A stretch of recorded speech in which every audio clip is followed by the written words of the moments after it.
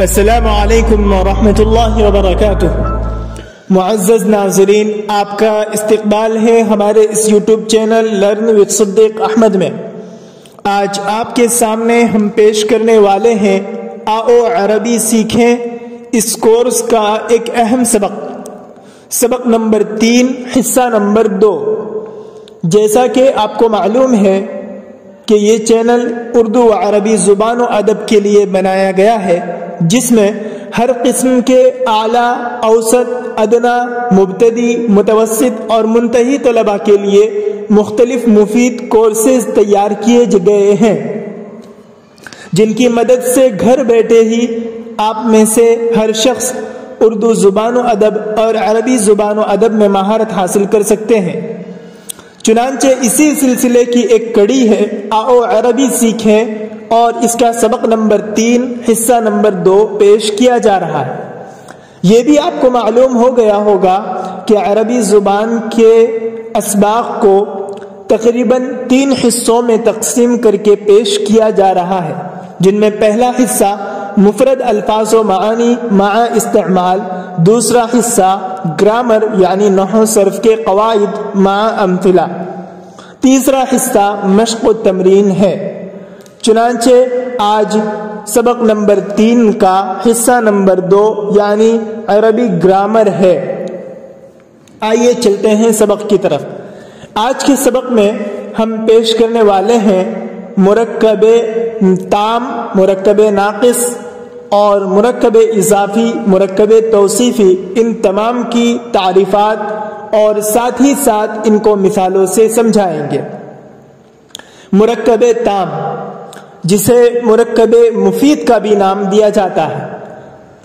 مرکب تام ایسے 2 جملوں کو کہتے ہیں جن سے بات پورے طور پر سمجھ میں آ جائے، یعنی اس سے خبر یا خواہش معلوم ہو۔ مرکب تام یا مرکب مفید ایسے 2 جملوں کو کہتے ہیں جن سے بات پورے طور پر سمجھ میں آ جائے، یعنی اس سے خبر یا خواہش معلوم ہو۔ جیسے البستان جمیل، اس میں البستان کے معنی باغیچہ، جمیل کے معنی خوبصورت، اور جب یہ 2 جملے ملے تو اس سے باغیچے کا خوبصورت ہونا معلوم ہو رہا ہے۔ گویا البستان جمیل، باغیچہ خوبصورت ہے۔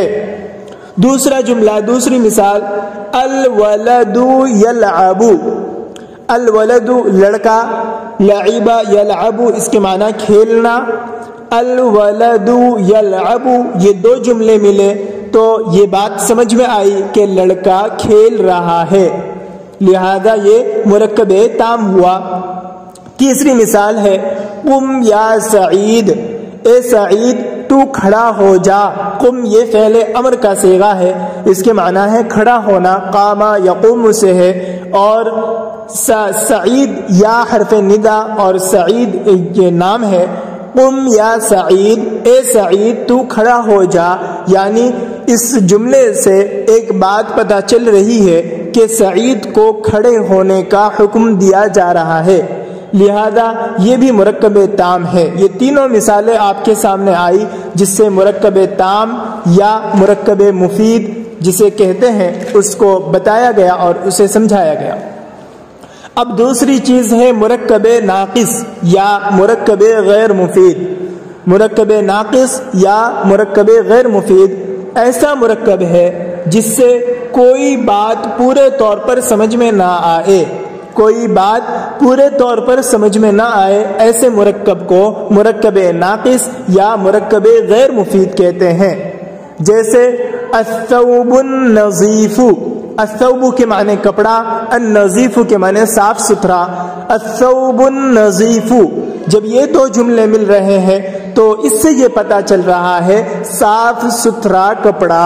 آگے بات سمجھ میں نہیں آ رہی ہے کہ صاف ستھرا کپڑا کیا، تو اسے کہتے ہیں چونکہ ادھوری ہے، یہ بات ادھوری رہ جا رہی اس لیے اسے ناقص کہتے ہیں، اور اس سے کوئی بات چیت کا، اس سے جملے کا کوئی خاص فائدہ نظر نہیں آ رہا ہے، اس وجہ سے اسے غیر مفید کہتے ہیں۔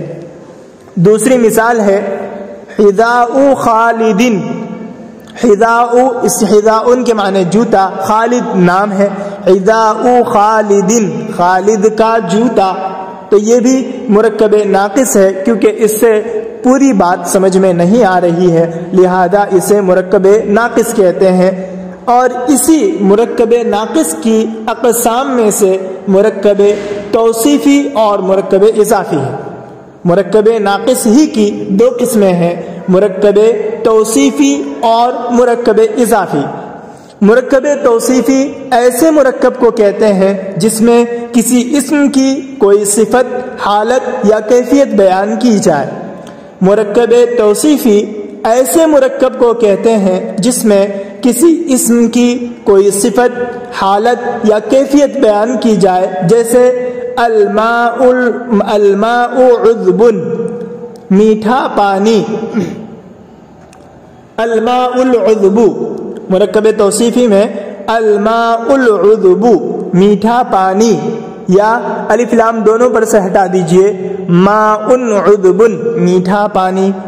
الولد المجتہد محنتی لڑکا، تو یہ دونوں جملوں سے پہلے جملے سے پانی کا میٹھا ہونا معلوم ہو رہا ہے، لیکن بات پورے طور پر سمجھ میں نہیں آ رہی ہے، بس صفت معلوم ہو رہی ہے، پانی کی صفت میٹھا ہونا اس کو بتایا جا رہا ہے۔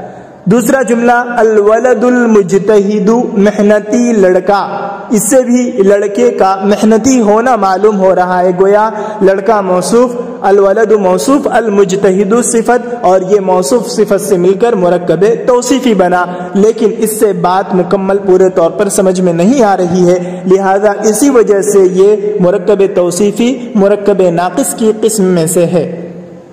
مرکب یاد رہے، مرکب توصیفی کا پہلا جز موصوف اور دوسرا صفت کہلاتا ہے، گویا الولد المجتہد یہ پورا جملہ ہے، الولد موصوف، المجتہد صفت، اور دونوں اسم ہوگا اور دونوں میں ہی مطابقت ضروری ہوگی، گویا معرفہ، گویا اگر پہلے جملے میں الف لام لائے ہیں تو دوسرے میں بھی لائیں گے، اور اگر پہلے جملے کو بغیر الف لام کے استعمال کیے ہیں تو دوسرے کو بھی بغیر الف لام کے استعمال کریں گے، جیسے الماء العذب، اور اگر بغیر الف لام کے لانا ہے تو ماء عذب، اور اسی طرح الولد المجتہد، ولد مجتہد، اس طرح اسے استعمال کیا جا سکتا ہے، گویا موصوف صفت دونوں ایک جیسے ہونا ضروری ہے۔ اگلی ہے مرکب اضافی، اگلی قسم مرکب ناقص کی دوسری قسم مرکب اضافی ہے۔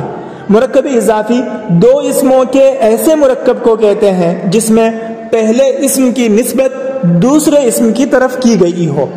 مرکب اضافی دو اسموں کے ایسے مرکب کو کہتے ہیں جس میں پہلے اسم کی نسبت دوسرے اسم کی طرف کی گئی ہو، جیسے کتاب سعید، کتاب سعید، سعید کی کتاب، تو گویا کتاب کی نسبت سعید کی طرف کی گئی ہے۔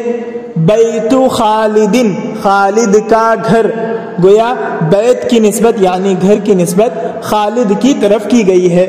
مرکب اضافی کے پہلے اسم کو یعنی جس کی نسبت دوسرے اسم کی طرف کی گئی ہے، مراد اس سے کتاب، کتاب یہ پہلا اسم ہے اور اس کی اضافت سعید کی طرف کی گئی ہے، تو یہ کہنا چاہ رہے ہیں مرکب اضافی کے پہلے اسم کو جس کی نسبت دوسرے اسم کی طرف کی گئی ہو مضاف کہتے ہیں، اور دوسرے اسم کو جس کی طرف نسبت کی گئی ہے یعنی سعید، کتاب کی نسبت سعید کی طرف کی گئی ہے، لہذا سعید مضاف الیہ ہے۔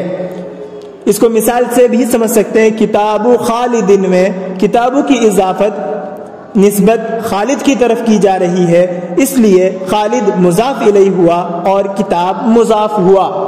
مضاف اور مضاف الیہ یہ دونوں اسم ہوا کرتے ہیں، یہ بھی ایک ضابطے میں سے ہے، لہذا آپ کے سامنے جو ابھی پیش کی گئی اقسام گرامر، عربی گرامر میں مرکب تام، مرکب ناقص اور جسے مرکب مفید اور مرکب غیر مفید کا بھی نام دیا جاتا ہے، اور پھر مرکب ناقص کی دو قسمیں، مرکب توصیفی اور مرکب اضافی، انہیں بھی پیش کیا گیا، ان کی تعریفیں پیش کی گئی اور انہیں مثالوں سے سمجھایا گیا۔